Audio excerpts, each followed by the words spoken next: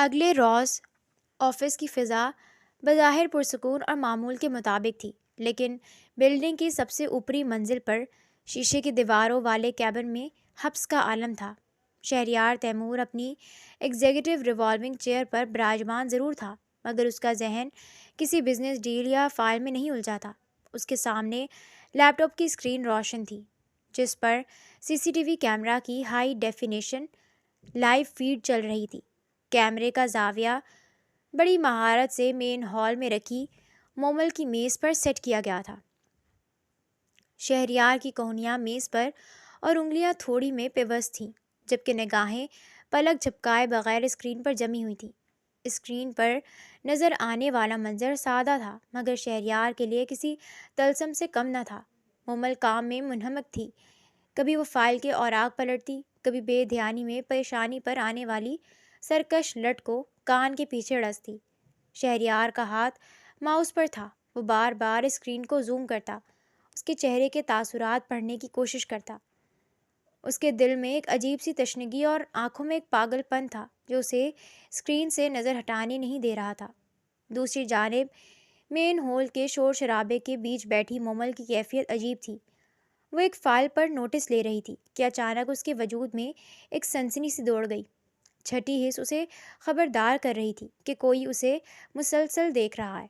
اس احساس کی شدت اتنی زیادہ تھی کہ اس کے رونگٹے کھڑے ہو گئے۔ اس نے گھبرا کر سر اٹھایا، بے چینی سے دائیں بائیں دیکھا، مگر سب اپنے کاموں میں مگن تھے۔ یہ مجھے کیا ہو رہا ہے؟ اس نے زیر لب خود کلامی کی، ماتھے پر آیا پسینہ صاف کیا۔ کوئی بھی تو نہیں ہے، شاید میرا وہم ہے۔ وہ زبردستی خود کو کام کی طرف متوجہ کرنے لگی، مگر چند ہی لمحوں بعد وہی احساس ایک بار پھر اٹھ کر آیا، شدید، گہرا اور چپتا ہوا، جیسے کوئی نظر اس کا پیچھا کر رہی ہو، اس کی روح میں جھانک رہی ہو۔ وہ سارا دن اسی انجانی کشمکش اور غیر مرئی خوف کے حصار میں قید رہی کہ کوئی نادیدہ سایہ اس کے تعاقب میں ہے۔ دوپہر کے وقت لنچ بریک کا سائرن گونجا تو اسٹاف کے چہروں پر تھکاوٹ کی بجائے راحت نظر آئی۔ لوگ ٹولیوں کی شکل میں کیفیٹیریا کا رخ کرنے لگے۔ مومل بھی ذہنی دباؤ سے نجات پانے کے لیے اٹھی اور کیفے کے ایک ویران کونے والی میز کا انتخاب کیا۔ ابھی چمچوں اور پلیٹوں کا شور شروع ہی ہوا تھا کہ اچانک کیفیٹیریا کے شیشے کے بھاری دروازے کھلے۔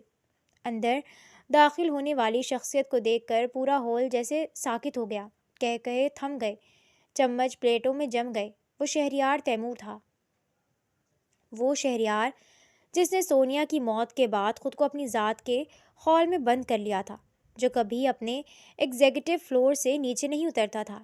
آج چہرے پر ایک مبہم سی مسکراہٹ سجائے عام لوگوں کے بیچ میں موجود تھا۔ سینکڑوں حیرت زدہ آنکھوں کے حصار میں وہ پروقار چال چلتا سیدھا فوڈ کاؤنٹر پر گیا، اپنی ٹرے اٹھائی اور پھر عقابی نگاہوں سے ہال کا جائزہ لیا۔ اس کی نظریں بھٹکے بغیر سیدھی کونے میں بیٹھی مومل پر جا کر رکیں۔ اس نے جان بوجھ کر وہ میز منتخب کی جو مومل کے عین سامنے تھی، جہاں سے ان کے درمیان کوئی رکاوٹ نہ تھی۔ اسٹاف میں کھسر پھسر کا طوفان امڈ آیا۔ باس آج یہاں؟ سب خیریت تو ہے؟ سورج کہاں سے نکلا ہے آج؟ شہریار نے ان چہچہاتی آوازوں کو نظر انداز کرتے ہوئے اطمینان سے کھانا شروع کیا اور ساتھ بیٹھے جونیئر اسٹاف سے غیر رسمی گفتگو شروع کر دی۔ کھانا کیسا ہے آج؟ اس کی آواز میں غیر معمولی نرمی تھی۔ جی سر، بہت بہترین ہے، پاس بیٹھا لڑکا ہڑبڑا کر بمشکل بول پایا۔ شہریار نے مسکرا کر ماحول کے تناؤ کو کم کرنے کی کوشش کی۔ بظاہر وہ لنچ انجوائے کر رہا تھا، لیکن در حقیقت اس کا ہر حواس، اس کی ہر سانس کا تعلق سامنے بیٹھی مومل سے تھا۔ وہ بیچاری اس غیر متوقع صورتحال اور بوس کی براہ راست موجودگی سے اس قدر گھبرا گئی تھی کہ نوالہ حلق سے اترنا محال ہو رہا تھا۔ لنچ کے بعد مومل کی ہاف ٹائم شفٹ اختتام پذیر ہو چکی تھی۔ ذہنی دباؤ اور گھبراہٹ نے اسے ڈھال کر دیا تھا۔ وہ اپنا بیگ کندھے پر ڈال کر نظریں فرش پر گاڑے تیزی سے باہر نکلنے لگی۔ شہریار اپنے کیبن میں واپس پہنچ چکا تھا اور اب دیوانہ وار اسے کیمرے میں عمارت سے نکلتے دیکھ رہا تھا۔ اچانک اسکرین پر چلتی ہوئی مومل رک گئی۔ اس نے اپنا ماتھا تھاما جیسے شدید درد کی لہر اٹھی ہو۔ نہیں مومل، شہریار کے لبوں سے بے اختیار نکلا اور وہ کرسی سے اچھل پڑا۔ اسکرین پر نظر آنے والا منظر خوفناک تھا۔ مومل کے قدم لڑکھڑائے۔ اس نے سہارے کے لیے ہاتھ ہوا میں لہرایا مگر وہاں خلا کے سوا کچھ نہ تھا۔ اگلے ہی لمحے اس کا وجود بے جان ہو کر زمین کی طرف گرا۔ شہریار کسی طوفان کی مانند کیبن سے نکلا۔ وہ راہداریوں میں ایسے بھاگا جیسے زندگی اور موت کی جنگ لڑ رہا ہو۔ نیچے ہال میں بھگدڑ مچ چکی تھی۔ پانی، کوئی پانی لاؤ جلدی، کسی کے چلانے کی آواز آئی۔ شہریار ہجوم کو چیرتا ہوا وہاں پہنچا جہاں مومل بے سدھ پڑی تھی۔ ہٹو، پیچھے ہٹو سب۔ اس کی دھاڑ میں ایسی ہیبت تھی کہ مجمع فوراً چھٹ گیا۔ مومل ٹھنڈے فرش پر بے جان گڑیا کی طرح پڑی تھی۔ شہریار نے ایک لمحہ ضائع کیے بغیر اسے اپنی مضبوط باہوں میں سمیٹا۔ اس وقت اس کی آنکھوں میں وحشت تھی اور چہرے پر شدید کرب۔ وہ دنیا و مافیا سے بے خبر سب کو نظر انداز کرتا ہوا اسے گود میں اٹھائے پارکنگ کی طرف بھاگا۔ اس نے مومل کو گاڑی میں ڈالا اور گاڑی ٹائروں کی تیز آواز کے ساتھ اپنے دوست ڈاکٹر احمر کے کلینک کی جانب دوڑا تھا۔ ڈاکٹر احمر کے پرائیویٹ روم میں فضا ادویات کی بو اور خاموشی میں ڈوبی ہوئی تھی۔ مومل کو ہوش آیا تو اس نے خود کو انجان بستر پر اور ہاتھ پر ڈرپ لگی پائی۔ سامنے شہریار پریشانی کے عالم میں ٹہل رہا تھا۔ سر، میں کہاں ہوں؟ مومل کی آواز خشک پتوں کی طرح کمزور تھی۔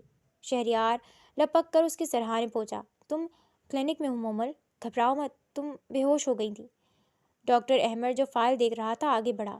بی بی، آپ کی حالت خاصی تشویشناک ہے، یہ اچانک بلیک آؤٹ کیوں ہوا؟ مومل نے شرمندگی اور دکھ سے سر جھکا لیا۔ ڈاکٹر صاحب، یہ میرے ساتھ اکثر ہوتا ہے، اچانک سب کچھ دھندلا جاتا ہے، دماغ سن ہو جاتا ہے۔ آپ کوئی دوائی لیتی ہیں اس کے مسئلے کے لیے؟ احمر نے پروفیشنل انداز میں پوچھا۔ جی، مومل نے شہریار کی طرف دیکھا جس کے ہاتھ میں اس کا ہینڈ بیگ تھا۔ سر، میرے بیگ میں ایک چھوٹی شیشی ہے، میں وہ گولی کھاتی ہوں تو طبیعت بحال ہو جاتی ہے۔ شہریار نے جلدی سے بیگ ٹٹولا اور وہ شیشی نکال کر ڈاکٹر احمر کو تھما دی۔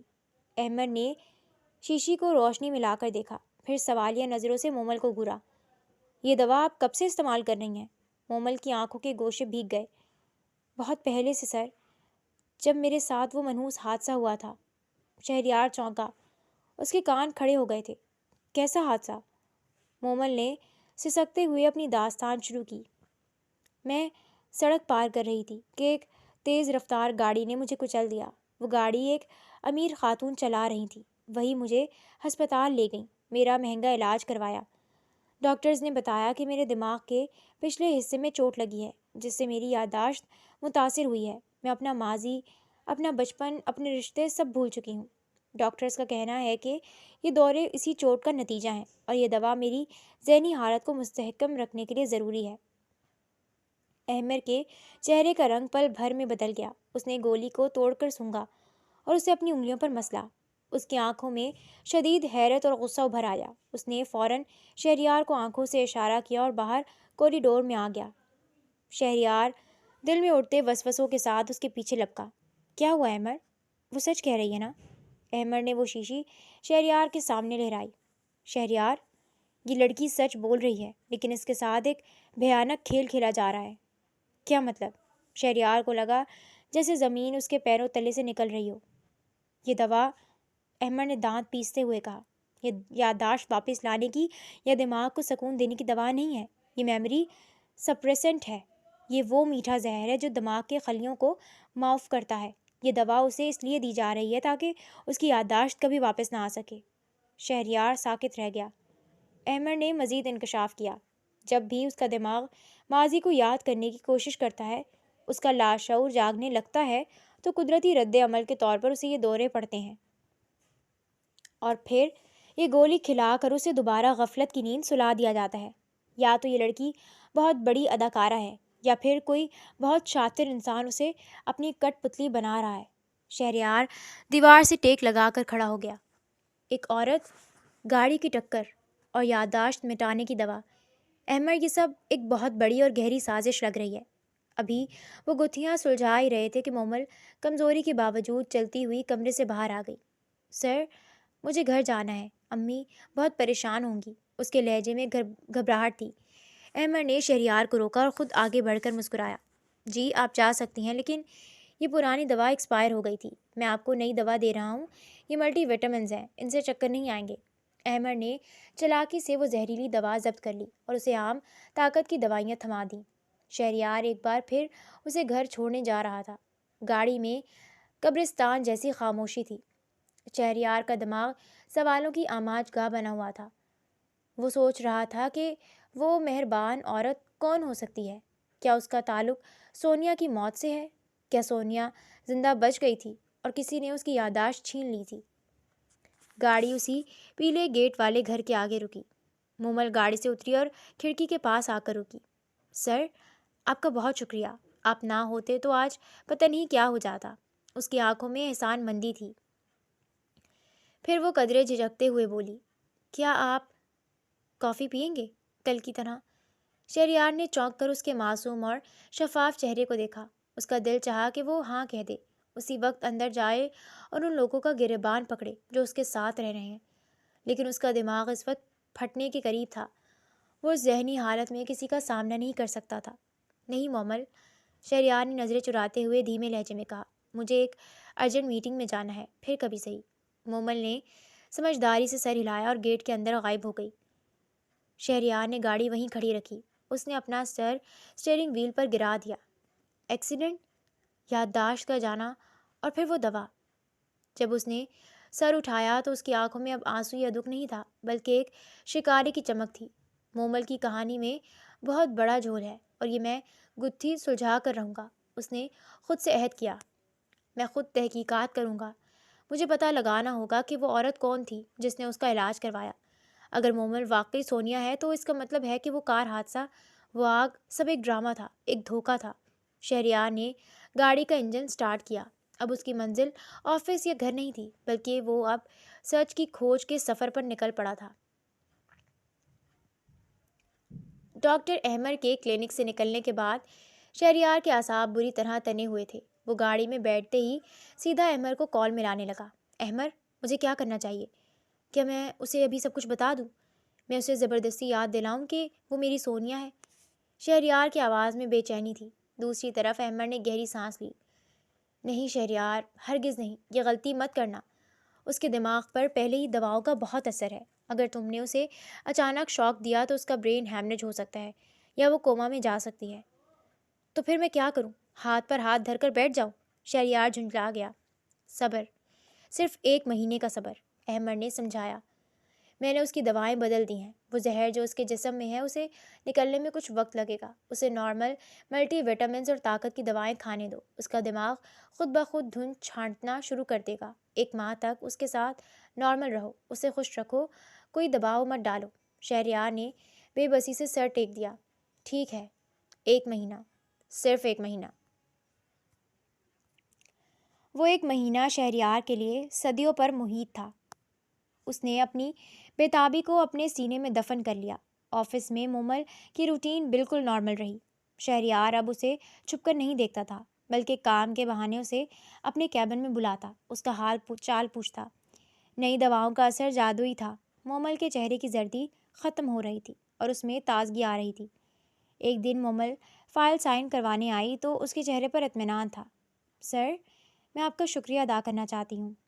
کس لیے؟ شہریار نے فائل سے نظر ہٹائے بغیر پوچھا۔ سر، جب سے میں نے وہ نئی دوا شروع کی ہے مجھے چکر آنے بالکل بند ہو گئے ہیں۔ اب مجھے چیزیں دھندلی دکھائی نہیں دیتی، سر بھی بھاری نہیں رہتا، مجھے بہت ہلکا پھلکا محسوس ہوتا ہے۔ شہریار کے لبوں پر مسکراہٹ آ گئی۔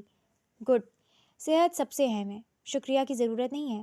اس 1 مہینے میں جو سب سے خوبصورت تبدیلی آئی وہ شہریار اور ننھی حنین کی دوستی تھی۔ شہریار روزانہ رات کو سونے سے پہلے مومل کے نمبر پر ویڈیو کال کرتا۔ ظاہر ہے بہانہ حنین ہوتی تھی۔ حنین اپنے باس انکل کا انتظار کرتی تھی۔ وہ اسے اپنے کھلونے دکھاتی، اسکول کی باتیں بتاتی اور شہریار اپنی ساری تھکن اس کی معصوم باتوں میں بھول جاتا۔ مومل اکثر پاس ہی بیٹھی ہوتی، کبھی کپڑے استری کر رہی ہوتی تو کبھی سبزی کاٹ رہی ہوتی، مگر وہ بھی ان دونوں کی باتوں پر مسکراتی رہتی۔ آج بھی معمول کے مطابق ویڈیو کال چل رہی تھی۔ حنین بیڈ پر لیٹی تھی اور شہریار اپنی اسٹڈی میں بیٹھا تھا۔ باس انکل، آج میں نے اسکول میں اپنی فرینڈ کو بتایا کہ میرے انکل کے پاس بہت بڑی گاڑی ہے۔ حنین چہک رہی تھی۔ شہریار ہنسا۔ اچھا، اور کیا بتایا؟ یہ کہ وہ مجھے آئس کریم بھی کھلاتے ہیں۔ حنین ہنسی، پھر اچانک سنجیدہ ہو گئی۔ انکل آپ کی کوئی گڑیا نہیں ہے جیسے میں مما کی گڑیا ہوں؟ شہریار کی مسکراہٹ مدھم پڑ گئی۔ اس کی نظریں لیپ ٹاپ کی اسکرین پر موجود حنین کے چہرے پر جم گئیں۔ تھی بیٹا، میری بھی ایک چھوٹی سی گڑیا تھی، بالکل آپ جیسی، پیاری سی، ضدی سی۔ تو اب وہ کہاں ہے؟ حنین نے معصومیت سے پوچھا۔ وہ اب اللہ میاں کے پاس ہے، ستاروں میں۔ شہریار نے کھڑکی سے باہر آسمان کی طرف دیکھا۔ اس کا لہجہ بھاری ہو گیا تھا۔ کمرے کے کونے میں بیٹھی مومل کے ہاتھ رک گئے۔ اس نے ہمدردی سے مڑ کر اسکرین کی طرف دیکھا۔ اوہ، مومل نے افسوس سے کہا، اللہ انہیں جنت میں جگہ دے سر، مجھے اندازہ نہیں تھا کہ آپ اتنا بڑا دکھ اٹھائے ہوئے ہیں۔ شہریار نے مومل کو دیکھا۔ وہ اپنے ہی بچے کے لیے دعا کر رہی تھی اور اسے خبر تک نہیں تھی۔ آمین، شہریار نے ضبط کرتے ہوئے کہا۔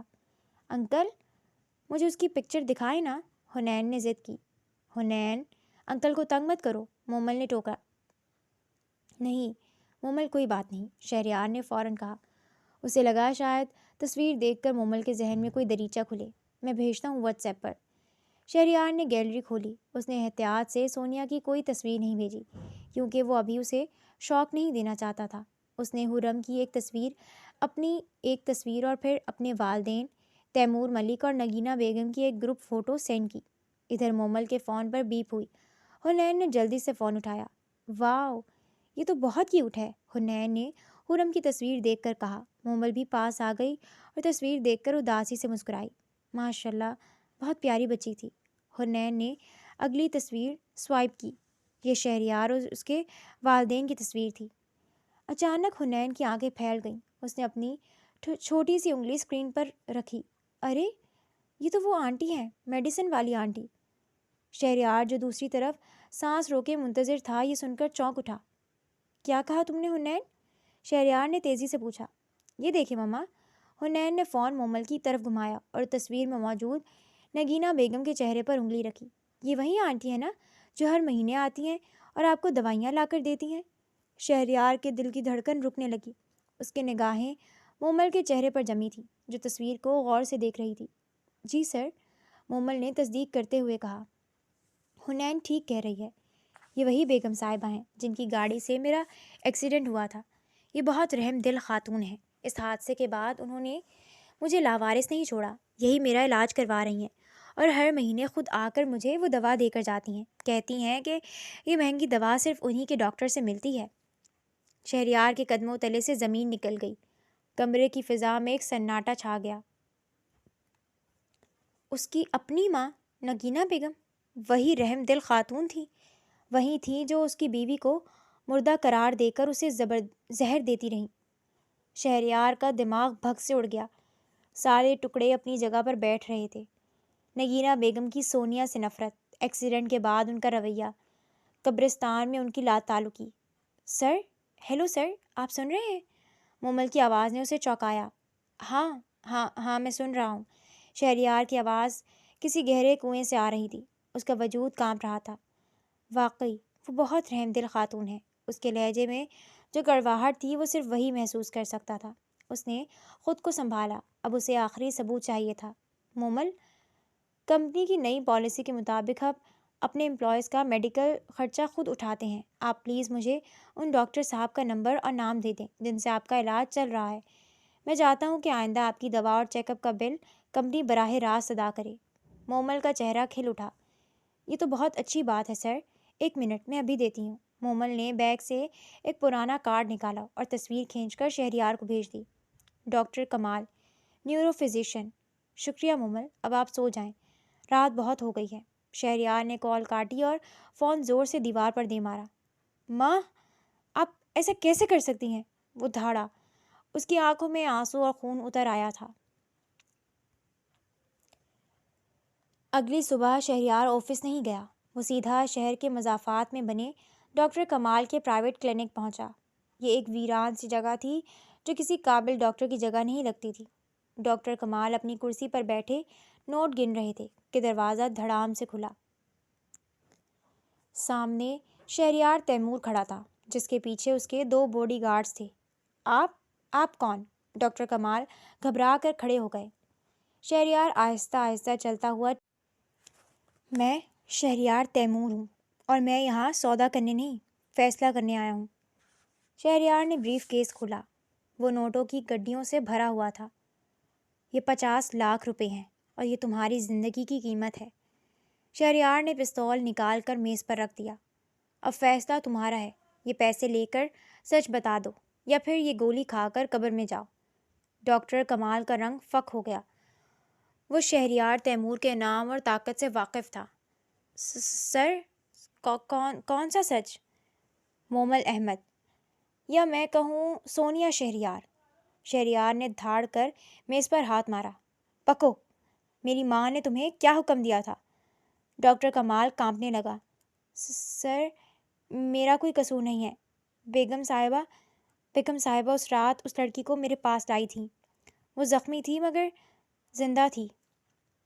اس کے سر پر چوٹ لگی تھی اور وہ یادداشت کھو چکی تھی۔ شہریار کی مٹھیاں بھیج گئی۔ بیگم صاحبہ نے مجھے منع کیا کہ میں پولیس کو رپورٹ کروں۔ انہوں نے کہا کہ یہ لڑکی ان کے بیٹے کی زندگی برباد کر رہی ہے۔ وہ چاہتی تھی کہ یہ لڑکی ہمیشہ کے لیے اپنی یادداشت کھو دے۔ ڈاکٹر نے پانی کا گھونٹ بھرا۔ انہوں نے مجھے منہ مانگی قیمت دی اور کہا کہ میں اسے ایسی دوا دوں جس سے اس کا حافظہ کبھی واپس نہ آئے۔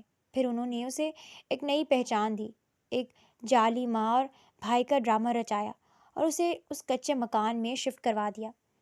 وہ چاہتی تھی کہ سونیا کبھی شہریار کی زندگی میں واپس نہ آ سکے، کیونکہ ان کے نزدیک اشفاق ملک کی بیٹی ان کے خاندان کے لائق نہیں تھی۔ شہریار کرسی پر گر سا گیا۔ اسے وہ رات یاد آئی جب وہ گاڑی کے جلتے ہوئے ڈھانچے کے سامنے چیخ رہا تھا اور اس کی ماں اسے دلاسا دے رہی تھی۔ یہ سب جھوٹ تھا، یہ سب ایک گھناؤنا کھیل تھا۔ اس کی بیوی زندہ تھی، اس کے سامنے تھی، مگر اس کی اپنی ماں نے اسے چھین کر ایک زندہ لاش بنا دیا تھا۔ شہریار نے ڈاکٹر کی طرف دیکھا۔ اس کی آنکھوں میں ایسی ویرانی تھی جس نے ڈاکٹر کو بھی ڈرا دیا۔ تمہارا شکریہ ڈاکٹر، تم نے میری زندگی مجھے واپس دے دی، لیکن میری جنت چھین لی۔ شہریار اٹھ کھڑا ہوا۔ اب اس کا اگلا ٹھکانہ وہ گھر تھا جہاں اس کی ماں نگینہ بیگم بڑے فخر سے حکمرانی کر رہی تھی۔ اب حساب کا وقت تھا۔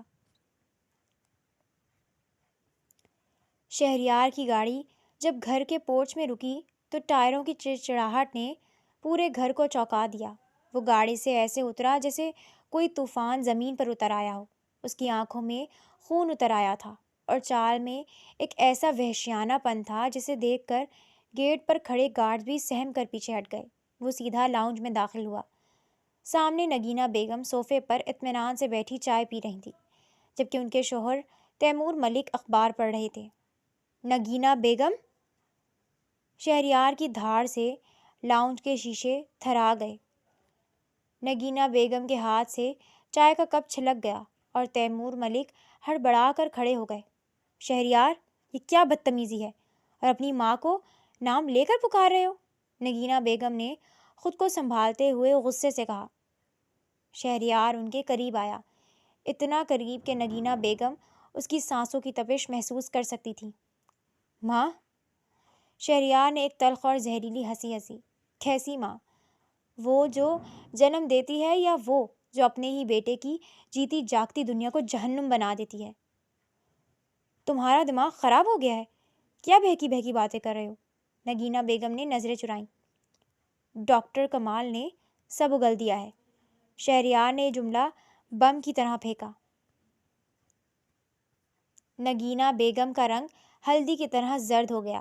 ایک لمحے کے لیے ان کے حلق سے آواز نہیں نکلی۔ کون ڈاکٹر کمال؟ میں نہیں جانتی کسی ڈاکٹر کو۔ وہ ابھی بھی جھٹلا رہی تھی۔ جھوٹ مت بولو۔ شہریار نے میز پر رکھا گلدان اٹھا کر دیوار پر دے مارا۔ شیشے کی کرچیاں پورے کمرے میں بکھر گئیں۔ اس نے مجھے سب بتا دیا ہے، وہ ایکسیڈنٹ، وہ جعلی لاشیں، سونیا کی یادداشت مٹانے والی دوائیں اور وہ پروین، سب کچھ۔ آپ نے میری بیوی کو مجھ سے چھین کر ایک زندہ لاش بنا دیا۔ آپ نے میری بیٹی کو یتیم کر دیا۔ آپ نے یہ کیسے سوچ لیا کہ آپ خدا بن سکتی ہیں؟ تیمور ملک سکتے کے عالم میں اپنی بیوی کو دیکھ رہے تھے۔ نگینہ، یہ شہریار کیا کہہ رہا ہے؟ کیا یہ سچ ہے؟ نگینہ بیگم نے دیکھا کہ اب چھپنے کا کوئی راستہ نہیں ہے۔ ان کے چہرے سے خوف ختم ہو گیا اور اس کی جگہ ایک شکی القلب سرد مہری نے لے لی۔ انہوں نے سر اٹھا کر شہریار کی آنکھوں میں دیکھا۔ ہاں، کیا میں نے، انہوں نے اعتراف کیا، اور مجھے کوئی پچھتاوا نہیں ہے۔ کیوں؟ شہریار کی آواز ٹوٹی۔ آخر بگاڑا کیا تھا ہم نے آپ کا؟ وہ لڑکی، نگینہ بیگم نے حقارت سے کہا، وہ 2 ٹکے کی مڈل کلاس لڑکی میرے خاندان، میرے سٹیٹس کے لائق نہیں تھی۔ میں اشفاق درانی کی بیٹی کو اپنے گھر کی بہو کیسے مان لیتی؟ میں چاہتی تھی کہ تم صوفیہ سے شادی کرو، جو ہمارے معیار کی ہے، اسی لیے میں نے وہ کانٹا تمہارے راستے سے ہٹا دیا۔ میں نے اسے مارا تو نہیں نا، زندہ رکھا، بس اس کی یادیں مٹا دیں۔ یہ تو میرا احسان ہے۔ شہریار کو لگا اس کا دم گھٹ جائے گا۔ وہ عورت جسے وہ ماں کہتا تھا، اس کے اندر اتنا زہر بھرا تھا۔ آپ کو سزا ملے گی، قانون کی بھی اور قدرت کی بھی، شہریار نے فیصلہ کن انداز میں کہا۔ میں ابھی پولیس کو بلا رہا ہوں اور میں خود گواہی دوں گا۔ یہ سن کر نگینہ بیگم کے چہرے پر خوف کے بجائے ایک شیطانی ہنسی ابھری۔ تم مجھے سزا دو گے شہریار؟ تم بہت دیر کر چکے ہو۔ شہریار کے ماتھے پر شکنیں پڑیں۔ کیا مطلب؟ تمہیں کیا لگا میں بے خبر تھی؟ نگینہ بیگم اطمینان سے صوفے پر بیٹھ گئی۔ صوفیہ نے تمہیں اس 2 ٹکے کی مومل سے ویڈیو کال پر بات کرتے دیکھ لیا تھا۔ وہ اسی وقت میرے پاس آئی۔ مجھے اندازہ ہو گیا تھا کہ پانی سر سے گزر رہا ہے اور ڈاکٹر کمال بھی اب کچا مہرہ ثابت ہو سکتا ہے۔ شہریار کا دل زور زور سے دھڑکنے لگا۔ ایک انجانا خوف اس کی رگوں میں سرایت کر گیا۔ آپ نے کیا کیا ہے؟ کہاں ہے وہ؟ نگینہ بیگم نے ظالمانہ مسکراہٹ کے ساتھ کہا، میں نے پروین کو فون کر دیا ہے۔ وہ مومل اور اس بچی کو لے کر شہر سے نکل چکی ہے، اور اس بار وہ کسی محفوظ گھر میں نہیں جا رہی۔ میں نے سودا کر لیا ہے شہریار۔ مومل آج رات سرحد پار ایک کوٹھے کی زینت بن جائے گی، جہاں سے وہ چاہ کر بھی واپس نہیں آ سکے گی۔ اور وہ بچی، وہ رکی، اس کا زندہ رہنا خطرہ ہے۔ پروین اسے راستے میں ہی ختم کر دے گی۔ نہیں، شہریار کی چیخ فلک شگاف تھی، تم ایسا نہیں کر سکتی۔ میں ایسا کر چکی ہوں، اب تم ڈھونڈتے رہو انہیں۔ نگینہ بیگم نے اسے چیلنج کیا۔ شہریار کا جواب دے گیا۔ اس نے جیب سے پستول نکالا اور سیدھا اپنی ماں کی پیشانی پر تان لیا۔ مجھے بتاؤ وہ کس اڈے پر ہے، ورنہ خدا کی قسم میں بھول جاؤں گا کہ تم میری ماں ہو۔ تیمور ملک چیخے۔ شہریار رک جاؤ۔ نہیں بابا، آج نہیں۔ شہریار کی انگلی ٹریگر پر تھی۔ اس کی آنکھوں میں جنون تھا۔ بتاؤ مجھے، آخری بار پوچھ رہا ہوں۔ نگینہ بیگم نے بیٹے کی آنکھوں میں موت کا سایہ دیکھا تو ان کی ساری اکڑ نکل گئی۔ وہ کانپنے لگی۔ موت اتنی قریب دیکھ کر ان کے اعصاب جواب دے گئے۔ وہ بادشاہی اڈے پر ہیں۔ پروین اسے فیصل آباد والی بس میں لے کر جا رہی ہے۔ بس آدھے گھنٹے میں نکلنے والی ہے۔ شہریار نے پستول نیچے نہیں کیا۔ اسی لمحے سائرن کی آوازیں گونجی۔ شہریار نے پہلے ہی پولیس کو انفارم کر دیا تھا۔ انسپکٹر اپنے عملے کے ساتھ اندر داخل ہوا۔ انسپکٹر، یہ عورت اغوا اور قتل کی سازش میں ملوث ہے۔ اس نے اعتراف کر لیا ہے، اسے گرفتار کریں، شہریار نے اسپاٹ لہجے میں کہا۔ نگینہ بیگم چیخیں چلائیں، تیمور ملک کی منتیں کیں، مگر تیمور ملک نے رخ موڑ لیا۔ انہیں اپنی بیوی کے مکروہ چہرے سے گھن آ رہی تھی۔ پولیس نے نگینہ بیگم کو ہتکڑیاں لگائیں اور گھسیٹتے ہوئے باہر لے گئی۔ شہریار نے ایک نظر اپنے باپ کو دیکھا۔ بابا، میں انہیں بچانے جا رہا ہوں، دعا کیجیے گا، اور وہ پلٹ کر بھاگا۔ شہریار کی گاڑی سڑک پر ہوا سے باتیں کر رہی تھی۔ اس نے ٹریفک سگنلز، ہارن اور قوانین کی پرواہ کیے بغیر گاڑی دوڑا دی۔ اس کی آنکھوں کے سامنے صرف حنین کا معصوم چہرہ اور مومل کی سہمی ہوئی آنکھیں تھیں۔ میں تمہیں کچھ نہیں ہونے دوں گا، میں تمہیں دوبارہ نہیں کھو سکتا۔ وہ اسٹیئرنگ وہیل پر مکے مارتا جا رہا تھا۔ بادشاہی اڈہ شہر کا سب سے بڑا اور ہجوم والا اڈہ تھا۔ وہاں پہنچ کر شہریار نے گاڑی سڑک کے بیچوں بیچ چھوڑی اور دیوانوں کی طرح اندر بھاگا۔ دھول، مٹی، ڈیزل کی بو اور مسافروں کا شور، ہر طرف افراتفری تھی۔ فیصل آباد والی بس کہاں ہے؟ اس نے ایک ایجنٹ کا گریبان پکڑ کر پوچھا۔ بھائی صاحب، وہ تو ابھی نکلی ہے، 5 منٹ ہو گئے، پلیٹ فارم نمبر 4 سے۔ شہریار کے پیروں تلے زمین نکل گئی۔ وہ پلیٹ فارم نمبر 4 کی طرف بھاگا۔ وہاں خالی جگہ منہ چڑھا رہی تھی، بس جا چکی تھی۔ وہ وہیں گھٹنوں کے بل گر گیا۔ نہیں نہیں، وہ چلایا۔ اس نے اپنی بیوی کو کھو دیا تھا، اس نے اپنی بچی کو کھو دیا تھا۔ وہ صرف 5 منٹ کی دیری سے اپنی پوری دنیا ہار گیا تھا۔ وہ وہاں بیٹھا رہا۔ اس کی آنکھوں سے آنسو جاری تھے۔ لوگ اسے پاگل سمجھ کر دیکھ رہے تھے، مگر اسے کسی کی پرواہ نہیں تھی۔ اس نے تصور میں حنین کو چیختے ہوئے اور پروین کو اسے مارتے ہوئے دیکھا۔ اس کا دل چاہ رہا تھا کہ وہ یہیں اپنی جان دے دے۔ سونیا، مجھے معاف کر دو، میں تمہیں بچا نہیں سکا۔ وہ کافی دیر تک وہیں پتھر کے بت کی طرح بیٹھا رہا۔ سورج ڈھلنے لگا تھا۔ امید کی آخری کرن بھی بجھ چکی تھی۔ وہ خالی ہاتھ، خالی دامن واپس مڑنے کے لیے اٹھا ہی تھا کہ اس کا موبائل بج اٹھا۔ اس نے بے دلی سے اسکرین دیکھی۔ Home guard. اس کا دل چاہا فون توڑ دے، اب کیا بچا تھا گھر میں، مگر پھر ایک انجانے خیال کے تحت اس نے کال ریسیو کر لی۔ ہیلو۔ اس کی آواز مردہ تھی۔ سر جلدی گھر آئیں، ایمرجنسی ہو گئی ہے۔ گارڈ کی آواز میں گھبراہٹ تھی۔ شہریار کا ماتھا ٹنکا۔ کیا ہوا، بابا ٹھیک ہے؟ نہیں سر، بابا صاحب ٹھیک ہیں، آپ بس جلدی آ جائیں، ایک معجزہ ہو گیا ہے۔ شہریار نے فون بند کیا۔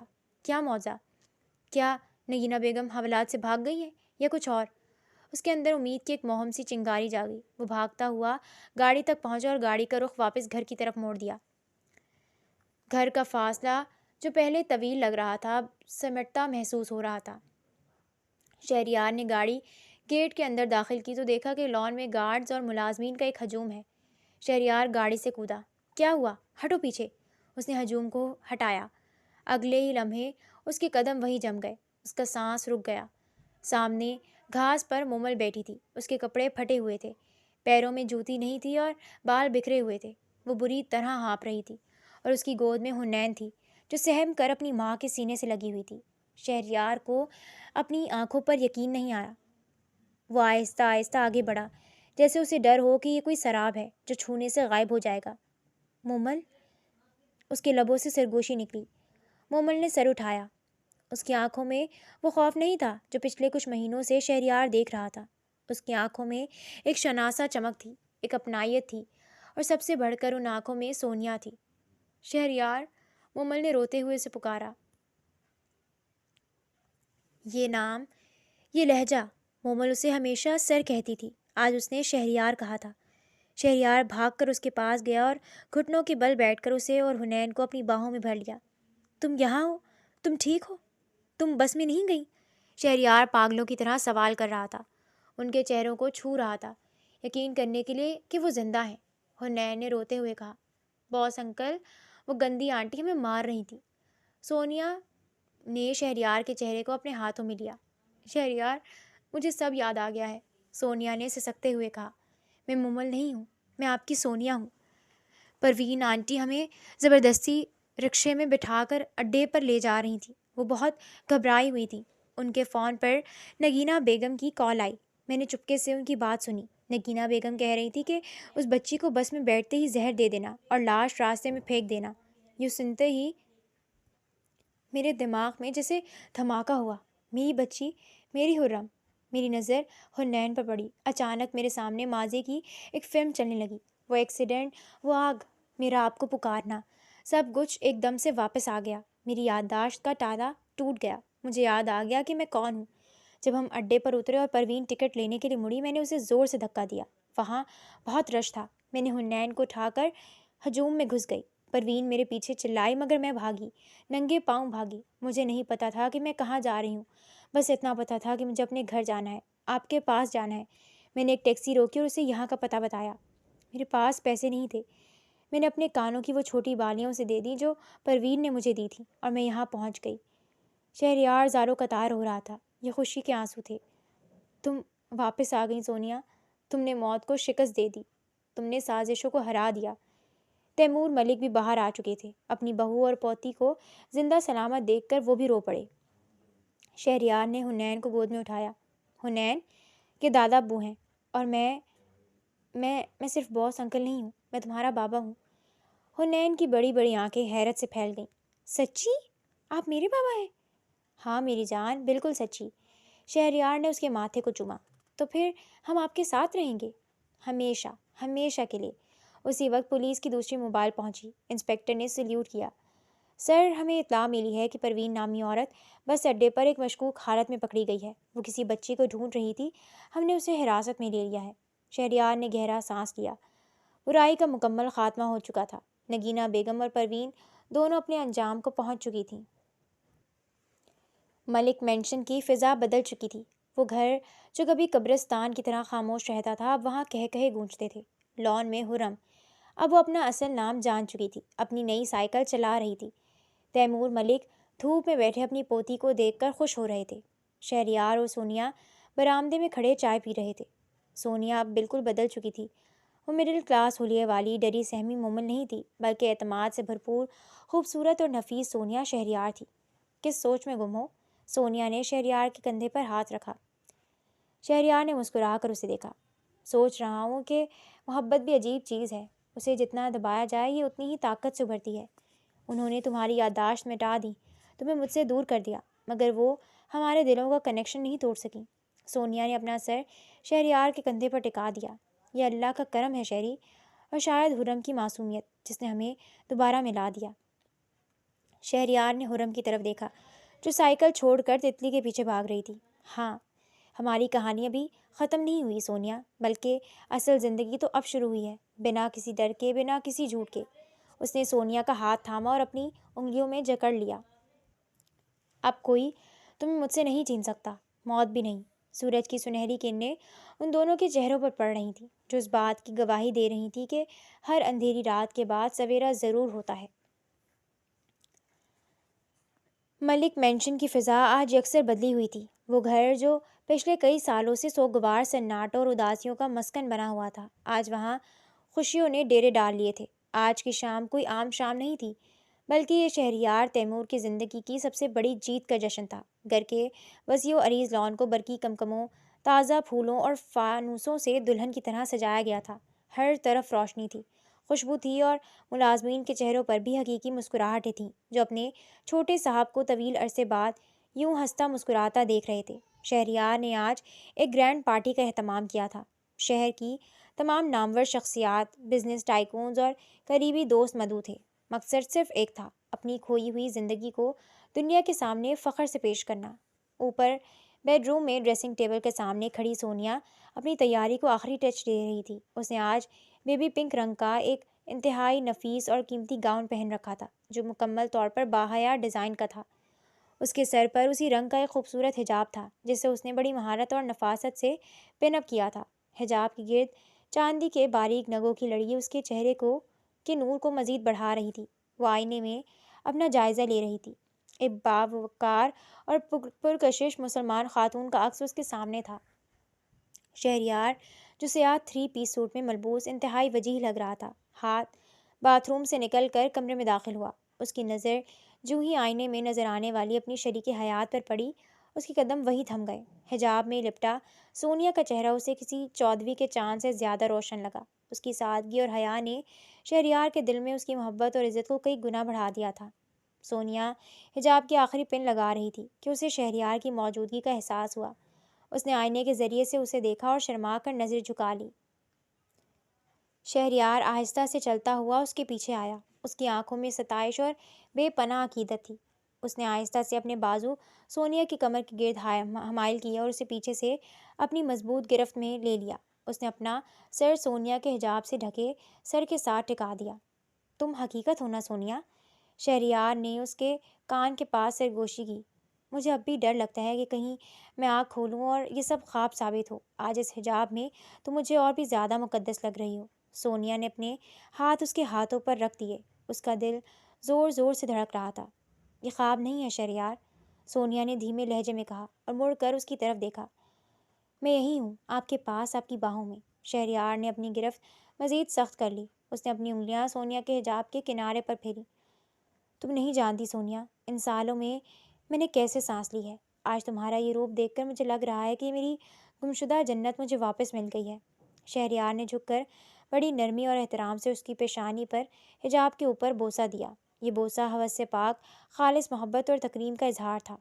شکریہ، میری زندگی میں واپس آنے کے لیے شکریہ۔ ان کی نظریں ملی اور خاموشی میں ہزاروں باتیں ہو گئیں۔ شہریار کا چہرہ اس کے چہرے کے قریب تھا، اس لمحے کو قید کر لینا چاہتا تھا کہ اچانک بابا، ایک چھوٹی سی چہکتی ہوئی آواز نے اس رومانوی طلسم کو توڑ دیا۔ دروازہ کھلا اور چھوٹی سی حرم اندر بھاگی چلی آئی۔ شہریار اور سونیا مسکراتے ہوئے الگ ہوئے۔ حرم نے بھی اپنی ماں جیسا ہی بیبی پنک فراک پہن رکھا تھا اور سر پر چھوٹا سا پیارا سا اسکارف باندھا ہوا تھا۔ بابا، یہ کیا بات ہوئی؟ آپ تو مجھے لفٹ ہی نہیں کروا رہے، ساری باتیں ماما سے۔ میں بھی تو آپ کی پرنسس ہوں، حرم نے کمر پر ہاتھ رکھ کر مصنوعی غصے سے کہا۔ شہریار نے ہنستے ہوئے گھٹنوں کے بل بیٹھ کر اپنے دونوں بازو پھیلائے۔ ارے میری جان، آؤ میرے پاس۔ حرم بھاگ کر شہریار کے گلے لگ گئی۔